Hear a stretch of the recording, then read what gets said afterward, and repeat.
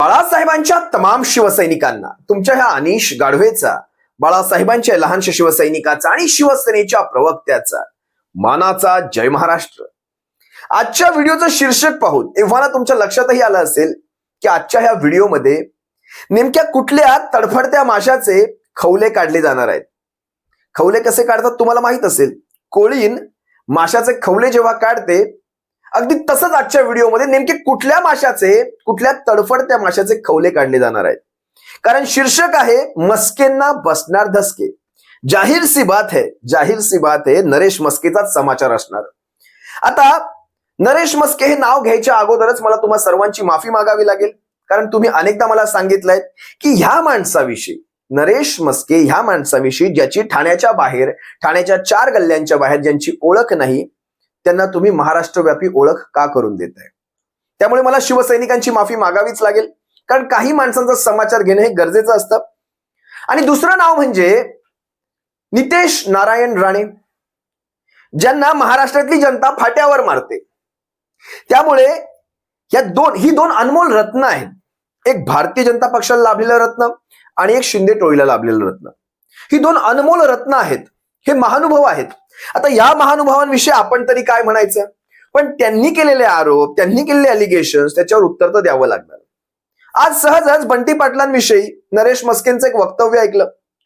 बंटी पाटील, सतेज पाटील, कोल्हापुरातनं विधान परिषदेचे आमदार, त्यांनी एक वक्तव्य केलं होतं. तो व्हिडिओ मी तुम्हाला दाखवेलच. सतेज पाटील म्हणतायत की शिंदे गटाचे कित्येक आमदार, जवळपास 7 आमदार ते म्हणालेत, 7 आमदारांनी लेखी स्वरूपात दिलेलं आहे की आम्हाला धनुष्य ह्या चिन्हावर निवडणूक लढायची नाहीये, आम्हाला कमळ ह्या चिन्हावर निवडणूक लढायची आहे. आता सतेज पाटलांकडे त्याचे काय पुरावे असतील ते तेच सांगू शकतात. पण ह्या शक्यता उभ्या महाराष्ट्रातली मीडिया कायम सांगते. गेल्या जवळपास 5 ते 6 दिवसांपासून ह्या शक्यता प्रत्येक मीडियावर येते की महाराष्ट्रातले या शिंदे टोळीचे जवळपास 13 खासदार आहेत. एकनाथ शिंदेच्या सुपुत्रांना सोडलं, डॉक्टर श्रीकांत शिंदेना सोडलं तर जवळपास 12 खासदार आहेत बाहेरचे, बाकी एक तर घरातलाच ना. या 12च्या 12 खासदारांची धनुष्यावर लढण्याची ती तयारी नाही, मानसिक तयारी तर नाहीच नाही. मुळात या 12 खासदारांना भारतीय जनता पक्ष प्रत्येकाला तिकीट देणार आहे का, हा देखील एक मोठा प्रश्न आहे. कारण तुम्ही जगाला फसवू शकता की आम्ही शिवसेना आहोत, भारतीय जनता पक्षही दाखवतोय नाही हे शिवसेना आहेत, पण तुम्हा दोघांनाही माहित आहे की तुम्ही जे नाव लावून फिरताय ते नाव तर कुणा दुसऱ्याच आहे. बरं, नाव तुम्ही घेतलात, चिन्ह तुम्ही घेतलात, पण ती ताकद अजूनही त्याच माणसाच्या मागे आहे. तुम्ही फक्त मुखवटे घेऊन बाहेर पडलाय. त्यामुळे भारतीय जनता पक्ष हा खऱ्या अर्थाने पेचामध्ये आहे. पेच असा, याला निवडून आणणं याची गॅरंटी भारतीय जनता पक्ष घेऊ शकत नाही. खासदारकीच्या निवडणुका म्हणजे काही जोक नव्हे, हा विनोदाचा भाग नाही की भारतीय जनता पक्ष निवडून आणेल. त्यांना त्यांचे खासदार निवडून आणायचे वांदे आहेत. त्यामुळे स्वतःचे खासदार निवडून आणावेत की ह्यांचे खासदार निवडून आणावेत. बरं, दुसरी गोष्ट अशी, यांची विनंती कशी की आम्हाला यंदाच्या वेळेस कमळावर निवडणूक लढवू द्यावी, पुढच्या वेळेस धनुष्याचं काय ते बघू. जो आमच्याकडे येणार आहे, मूळ शिवसेनेकडे धनुष्य आणि नाव हे पुन्हा येणार आहे. मगाशी मी तुम्हाला व्हिडिओत सांगितलं, स्टॅटस को एंटा आहे. आता भारतीय जनता पक्ष यांना उमेदवारी देईल नाही देईल हा नंतरचा भाग, पण ह्यांची स्वतःची कमळावर लढण्याची मानसिकता नाही, हे सतेज पाटलांनी नाही तर कित्येक राजकीय विश्लेषकांनी हे बोलून दाखवलेलं आहे. त्याला अनेक आधार आहेत. स्वतः शिंदे गटाच्या खासदारांना माहित आहे. तुम्हाला साधं उदाहरण सांगतो. उरणचं असेल, अंधेरी पूर्वेचं असेल, हे आमदारकीची विधानसभा सांगतोय मी. शिंदे गटाचं सोडून द्या, भारतीय जनता पक्षाने ज्या वेळेस शिवसेनेसोबत युती केली, प्रत्येक ठिकाणी जवळपास महाराष्ट्रामध्ये 28 ते 29 ठिकाणी शिवसेनेच्या उमेदवाराच्या विरोधात स्ट्रॉंग स्वतःचे अपक्ष उभे केलेले आहेत. जवळपास कित्येक ठिकाणी शिवसेनेच्या आणि भारतीय जनता पक्षाच्या अधिकृत उमेदवाराचा पराभव, म्हणजे शिवसेनेच्या उमेदवाराचा पराभव यांच्यामुळे झालेला आहे, या पक्षांमुळे झालेला आहे. त्यामुळे एक साधं उदाहरण, उरणची जागा घ्या. महेश बालदी जो अपक्ष म्हणून निवडून आला, आता तो भारतीय जनता पक्षामध्ये पदावर आहे. या गोष्टी तुम्ही लक्षात घ्या. त्यामुळे शिंदे गटाला आपला जुना इतिहास माहित आहे. शिवसेनेत असताना आपल्यासोबत काय वागणूक घडली होती हे सारं त्यांना माहित आहे. आता जर धनुष्यावर उभे राहिलो, कारण भारतीय जनता पक्षाचा जो कोणी मतदार आहे तो कधीही कमळाच्या व्यतिरिक्त मतदान करत नाही. ही सत्य परिस्थिती आहे आणि शिंदे गटाचे खासदार हे ओळखून आहेत. बरं, धनुष्यावर आपण ही निवडणूक लढली तर भारतीय जनता पक्षाची मतदान आपल्याला मिळणार नाही हे त्यांना माहित आहे. सोबत धनुष्यावर लढलो तर दुसरी गोष्ट म्हणजे शिवसैनिक जो चवताळलेला आहे तो देखील आपल्याला मतदान करणार नाही. कारण धनुष्य याला तेव्हाच मतदान होईल जेव्हा ते ठाकरेंकडे असेल, नाहीतर ठाकरे देतील तो उमेदवार शिवसैनिक निवडून आणणार हे मात्र नक्की. त्यामुळे अशा परिस्थितीत ना भारतीय जनता पक्षाची मतं ना शिवसेनेची मतं, बरं स्वतःचं अस्तित्व नाही, आपले पगारी काही कामगार असतील, पगारी काही नोकर असतील, त्यांचीच काही ती मतं मिळाली तर मिळाली, नाहीतर घरातल्यांची देखील मतं मिळतील की नाही, नातेवाईकांची देखील मतं मिळतील की नाही याची देखील यांना आत्ताच्या घडीला शाश्वती नाही. या गोष्टी तुम्ही लक्षात घ्या, ही सत्य परिस्थिती आहे. काल परवामध्ये त्या चाकणकर, कोण त्या रुपाली चाकणकर, नाव चुकत असेल तर सांगा, महिला आयोगाच्या, त्यांनी एक विनोद केला होता, सहज आठवला म्हणून सांगतो की सुप्रियाताई सुळेंना निवडून आणणारे अजितदादा पवार होते. काय विनोद असावा ना, विनोद पानसट, किती पानसट तो विनोद करावा, याला एक मर्यादा असावी. रुपालीताई, अजित पवारांना जर सुप्रियाताईंना निवडून आणता येतं तर पार्थ पवारांना का नाही निवडून आणता येत? स्वतः पार्थ पवारांचा दणदणीत पराभव झालेला आहे. बरं, पार्थ पवारांचं नाव निघालं म्हणून मी मावळची लोकसभा सांगतो, त्या मावळच्या लोकसभेचा सुद्धा ह्याच्यामध्ये समावेश आहे. जे 7 लोकसभेचे मतदारसंघ आहेत त्यांची नावं मी तुम्हाला सांगतो. त्या 7 मध्ये मावळ आहे, कोल्हापूर आहे, मुंबई उत्तर पूर्व आहे, रामटेक आहे, कल्याण आहे, नाशिक आहे, पालघर आहे. ह्या डेंजर झोन मध्ये आहेत. या तर कमळावर पण निवडून येत नाहीत. लक्षात घ्या, ह्या तर कमळावर पण निवडून येत नाहीत. इतकी दयनीय अवस्था आहे. भारतीय जनता पक्षाच्या चिन्हावर जर लढलं तर कुठेतरी डिपॉझिट तरी वाचवू असं ह्यांच्या मनामध्ये एक वातावरण तयार झालंय. आणि मग अशा परिस्थितीमध्ये विचार करा, जर सतेज पाटील किंवा बंटी पाटील ज्यांना आपण म्हणतो, त्यांनी जर अशा प्रकारचा आपला एक अंदाज सांगितला तर नरेश मस्केंना का बरं, मला त्या बंटी पाटलांनाच खरं सांगायचं, नरेश मस्केंना सोडून द्या, ते महानुभाव आहेत, ते राजकारणातले ज्ञानी पंडित आहेत, ते विचारतायत काँग्रेसची काय अवस्था होणार आहे, काँग्रेस कोण आहे, कुठे आहे काँग्रेस. कदाचित 2004 मध्ये मार्गारेट अल्वान सोबत पळत पळत चाललेले नारायण राणे ज्यावेळेस काँग्रेसमध्ये गेले होते, हेच नरेश मस्के होते, ज्यांची निष्ठा, तत्व, ज्यांचे हिंदुत्वाचे विचार काँग्रेसकडे असे पळत पळत चालले होते. 2004 सालची गोष्ट बरं ही. त्यावेळेस ठाण्याचे खासदार, त्यावेळेस खासदार नव्हते पण आताचे विद्यमान खासदार शिवसेना नेते राजनजी विचारे साहेब यांनी या माणसाला धरून परत आणलं होतं. खोटं असेल तर या माणसाने छातीवर हात ठेवून सांगावं. तर राजन विचारे साहेबांचे आभार माना, आज तुम्ही जागेवर आहात, तुमचं हिंदुत्व जागेवर आहे, नाहीतर तुमचं हिंदुत्व काँग्रेसमध्ये अशा माळा जपत बसलं असतं. बरोबर. त्यामुळे ह्या माणसाने काँग्रेस विषयी तरी सांगू नये. बरं, ह्या माणसाने कुणाविषयीच सांगू नये, सगळ्यात पहिली गोष्ट.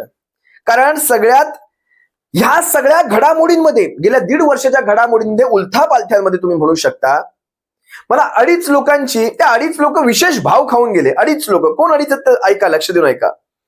2.5 मध्ये पहिलं नाव येतं शीतल म्हात्रे. कारण आमदार खासदार, चला ठीक आहे, त्यांच्याकडे एक संवैधानिक पद होतं, त्यांनी भाव खाल्ला, वेगळी गोष्ट आहे. काहींना मंत्रिपद मिळाली, काहींना मंडळ मिळाली, काहींना तर काहीच नाही मिळालं, ज्यांचे कोट देखील धुळखात पडले.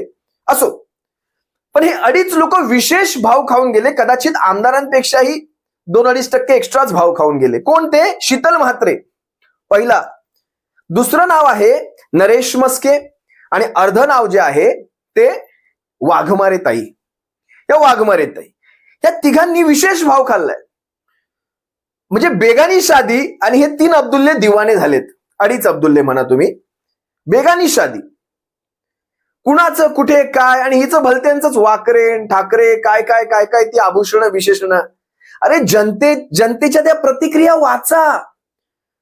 वाकरे वाकरे कोण? कित्येकदा ह्या बाईच्या तोंडून मी ऐकलं, कित्येकदा हिच्या प्रत्येक व्हिडिओत मी ते वाकरे वाकरे, ते राणीच्या बागेतले पेंग्विन सुद्धा विकायला काढले त्यांनी, जे राणीच्या बागेला प्रॉफिट मध्ये आणतायत, तिथे सुद्धा यांची तोंड शिवलेली आहेत. हे तिघही प्रवक्ते आहेत ना, ह्या गटाचे प्रवक्ते आहेत तिघेही. तोंड अशी दाभणाने शिवलेली आहेत, काहीच नाही. ते चित्ते कुठे मरून पडले कुणाला खबर पण नाही. 36 कोटींचे चित्ते आणले होते, कुठे मरून पडले खबर नाही. पण राणीच्या बागेतले ते पेंग्विन ह्यांना आता परवडत नाही म्हणतायत. जवळपास वर्षाला 20 कोटींचा महसूल वीर जिजामाता भोसले उद्यानाला पर्यायाने महापालिकेला देणारे ते पेंग्विन यांना ते यश खपत नाहीये. कारण शेवटी आकडे बाहेर येत आहेत, इन्कम मिळतोय, महापालिकेला महसूल मिळतोय, ते आकडे दिसतायत. दूरदृष्टी काय असते, त्या पेंग्विनची दूरदृष्टी दाखवली. आता पेंग्विन विकायला काढले. रेस कोर्स वगैरे सोडून द्यावं, हे सगळं मुंबई काय महाराष्ट्र काय सगळं सगळं विकून टाकणार आहेत, सोडून द्या. पण ह्या 3 लोकांनी विशेष भाव खाल्ला, विशेष भाव खाल्ला. असो, तोही माझा विषय नाही. खरं तर सतेज पाटलांनी, बंटी पाटलांनी नरेश मस्केंविषयी जरा जपून बोललं पाहिजे, ज्यांना मोदी शहा देखील घाबरतात खऱ्या अर्थाने. कदाचित देशाचे भावी पंतप्रधान असू शकतात हे, कदाचित मुख्यमंत्री देखील असू शकतील, नंतर पर्यायाने पंतप्रधान देखील असू शकतील. नरेश मस्के महाराष्ट्राचे मुख्यमंत्री असतील, देशाचे पंतप्रधान देखील असू शकतील. आमच्या शुभेच्छा आहेत त्यांना. पण ह्या अशा माणसांनी, यांनी आपलं 10 तारखेनंतरचं अस्तित्व काय आहे ते पहिलं पाहावं.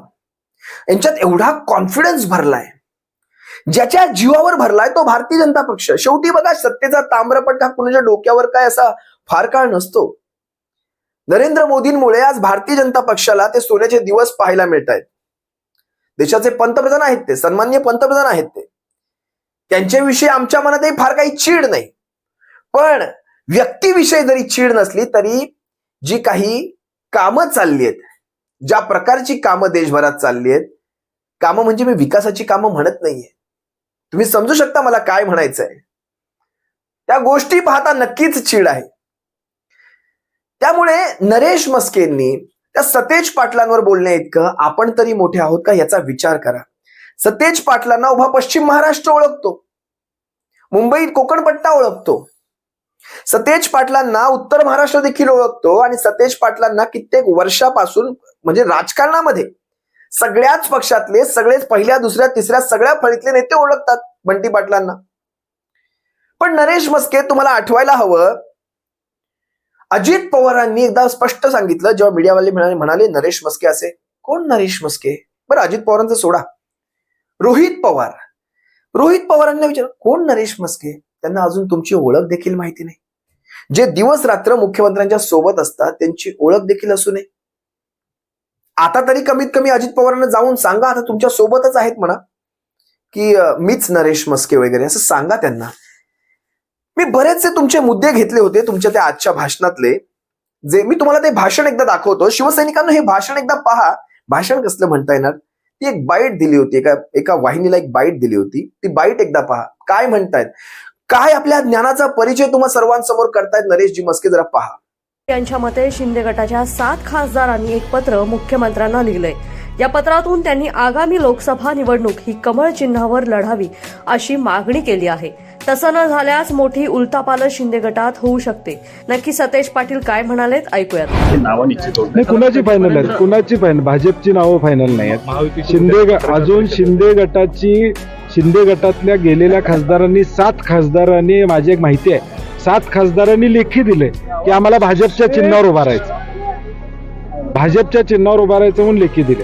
10 तारखेला निर्णय आमदारांचा काय होतोय त्याच्यावर पुढचं राजकारण अवलंबून असणार आहे. आणि म्हणून मला वाटतं उमेदवार या जानेवारी अखेरपर्यंत एकदा सीट वाटप आमचं झाली की उमेदवारी फायनल झालीच असं आम्हाला हरकत नाही. सतेज पाटलांच्या या वक्तव्यानंतर शिंदे गटानं त्यांच्यावर जोरदार पलटवार केलाय. ज्या काँग्रेसला आपला नेता कोण हे ठरवता आलेलं नाही त्यांनी शिवसेनेवर बोलू नये असा सल्ला प्रवक्ते नरेश मस्के यांनी दिलाय. शिवाय निवडणुकीपर्यंत काँग्रेसमध्ये किती लोक राहतात हे पाहावं असंही ते म्हणाले. सतेज पाटलांना हा कुठला साक्षात्कार झालाय त्याचा अभ्यास करावा लागेल. मुळात जे महाविकास आघाडी म्हणून बोलताय, त्यांचा नेता कोण, त्याचं नेतृत्व कोण करतंय, त्यांचा सेनापती कोण, याचा सुद्धा निर्णय अद्यापही ते घेऊ शकले नाहीये. माननीय नरेंद्र मोदी साहेबांसमोर कोण लढणार यामध्ये त्यांची एक वाक्यता नाहीये. महाराष्ट्रामध्ये नेता कोण हे सुद्धा ते ठरवू शकत नाहीये. तू का मी, हा म्हणतो मी ह्याच्याबरोबर युती करणार, तो म्हणतो मी त्याच्याबरोबर युती करणार. सतेज पाटलांनी सर्वप्रथम महाविकास आघाडीचा नेता कोण, माननीय नरेंद्र मोदी साहेबांसमोर पंतप्रधानांचा उमेदवार कोण हे ठरवावं आणि त्यांनी आमची चिंता करू नये, शिवसेनेच्या खासदारांची चर्चा करू नये. मुळात त्यांच्या काँग्रेसमध्ये किती जण राहतील लोकशाही या लोकसभेच्या निवडणुकीपर्यंत त्यांनी वाट बघावी. काँग्रेस उभी फुटणार आहे. कशाला मोठे गमजा मारतायत? तुमचं काय, पहिलं त्याचा विचार करा. मग हा व्हिडिओ पाहिल्यानंतर जे कोणी ठाण्यातून मला पाहत असतील त्यांना एव्हाना कळालं असेल, ज्या माणसाला स्वतःच्या नगरसेवकाच्या वॉर्डमध्ये जास्त लोक ओळखत नाहीत, कोपरी 5 पाखाडी असेल, ठाणे शहर असेल, ओळा माजीवाडा असेल, कुठल्याही विधानसभा क्षेत्रात, म्हणजे ह्या 3 विधानसभा क्षेत्रांपुरता हा माणूस मर्यादित, याने केवढं बोलावं, कुणाबद्दल बोलावं, ठीक आहे असो, ज्याला त्याला ज्याची त्याची बुद्धी लखलाभ, आपण काही बोलू शकत नाही ह्या सगळ्यामध्ये. पण ह्या पाडापाडीच्या राजकारणामध्ये बघा, शेवटी एक आमदार राहून गेलेत, खासदार राहून गेलेत, त्यांना जे मिळायचं त्यांना ते मिळालं असेल, त्यांचा मान सन्मान सगळं मिळालं असेल. आपण जे मगाशी 2-2.5 नावं घेतली मी, यांनी काय मिळवलं? तुम्ही जे तोंडसूक घेतलात बघा, हा प्रवक्त्याचा हा जो रोल असतो ना, हा दुधारी असतो बरं, तो इकडूनही लागतो आणि इकडूनही लागतो. आपण जे एवढ्या काळामध्ये जे काही तोंडसूक घेतलात, खाया पिया कुछ नाही, ग्लास थोडा बाराणाजी केलात आपण, ते आठवा. कारण राजकारण हे दूरगामी असतं, दूरगामी. ह्या शब्दांचे परिणाम देखील दूरगामी असतात. राजकारणामध्ये किती संतुलित बोलायचं असतं, किती भान ठेवून बोलायचं असतं, कुठल्या पदापर्यंत जाऊन बोलायचं असतं, आपलं पद काय, आपण बोलतो कुठपर्यंत. चला, सतेज पाटील, बंटी पाटील ते आमदार आहे तिथपर्यंत सगळं ठीक आहे. पण आपण एखाद्या पक्षाच्या, ज्या पक्षाने तुम्हाला तुमच्या परिवारांसकट घडवलं, त्या पक्षाच्या पक्षप्रमुखांपर्यंत बोलताना आपण थोडा विचार करायला हवा, अजूनही विचार करायला हवा. ज्या पक्षाच्या पक्षप्रमुखांनी तुमच्यासारख्या, तुमच्या मुख्यमंत्र्यांसारख्या आमदारांसारख्या 63 आमदारांना स्वतःच्या फोटोवर निवडून आणलंय, स्वतःच्या फोटोवर निवडून आणलंय. 2014 साली कुठल्याही भारतीय जनता पक्षाची किंवा कुठल्याही विश्वगुरूंच्या फोटोंची आम्हाला गरज नाही पडली. आम्ही स्वतःच्या लाटा सुनाम्या होत्या ना, लाटा सुनाम्या, त्या लाटा सुनाम्यांमध्ये देखील स्वतःच्या हिमतीवर, स्वतःच्या जीवावर 63 आमदार निवडून आणलेला आमचा पक्ष, आमचे पक्षप्रमुख यांच्याबद्दल बोलताना ते नितेश राणे वगैरे सोडून दिलेली ती काही माणसं बघा देवाला सोडलेली असतात. त्यांना काय म्हणतात तो शब्द मला आठवत नाही, पण ती देवाला सोडलेली असतात. त्यांच्याकडे त्यांचा कोणीच गांभीर्याने विचार करत नाही. तुमच्यासारख्या माणसांना महापौर पदापर्यंत, जिल्हा प्रमुख पदापर्यंत, या एवढ्या मोठ्या लेवलपर्यंत, नगरसेवक असो इथपर्यंत आणण्यापर्यंत ज्या माणसांच्या मागे पुढे तुम्ही घुटमळत होता, आता अचानक ही जी अशी घाणेरडी भाषा. बरं, आज अशी परिस्थिती आहे, उद्या एकनाथ शिंदे, उद्या समजा भलत्याच पक्षामध्ये गेले तर तुम्ही त्यांचे गोडवे गाणार आहात. कारण जेव्हा हे नाव चिन्ह जाईल, हे अपात्रता वगैरे होईल, तुम्ही भलत्या पक्षात, तुम्ही त्यांचे गोडवे, म्हणजे तुम्ही कार्यकर्ते उत्तम होऊ शकता, समर्थक कार्यकर्ते नाही, कार्यकर्त्यांचा अपमान कुठेही करायचा नाही, समर्थक उत्तमरित्या होऊ शकता. तुम्ही समर्थक आहात. आम्ही ठाम सांगतो, आम्ही ठाकरे, आम्ही मातोश्री, आम्ही शिवसेना ही 4 अक्षर, या तिघांच्या व्यतिरिक्त आम्ही व्यक्तिकेंद्री कधीच होणार नाही. पण तुम्ही व्यक्तिकेंद्री आहात, आम्ही व्यक्तिकेंद्री नाही. जिकडे ठाकरे, आमचं निशाणी, आमचं चिन्ह, आमचा पक्ष उद्धव बाळासाहेब ठाकरे, जिकडे मातोश्री तिकडे आम्ही, जिकडे शिवसेना ही 4 अक्षर तिकडे आम्ही, आणि आमचा पक्ष म्हणजेच उद्धव बाळासाहेब ठाकरे, आणि आमचे गुरु म्हणजे बाळासाहेब ठाकरे, धर्मवीर आनंद दिघे साहेब. त्यामुळे असो, जास्त काही या विषयावर बोलत नाही, ठीक आहे. आपण सारे पाहताय, सारे सुज्ञ आहात. या असल्या माणसांकडे कधी कधी लक्ष द्यावं लागतं, नाहीतर या माणसांचं चांगलंच फावतं. त्यामुळे या मस्केंना 10 तारीख जशी जवळ येईल तसे मोठे मोठे धसके बसणार आहेत. बरं, तुमच्या सगळ्यांना काय मिळणार आहे? तुमचा कुठे कार्यक्रम लागणार आहे? तुमचं पुनर्वसन कुठे कुठे होणार आहे नंतर कमळामध्ये, तेच पाहायचं आहे आम्हाला. तुर्तास तुम्हा सर्वांची रजा घेतो. सप्रेम जय महाराष्ट्र. बाळासाहेबांच्या शिवसैनिकांनो, काळजी घ्या. जय महाराष्ट्र.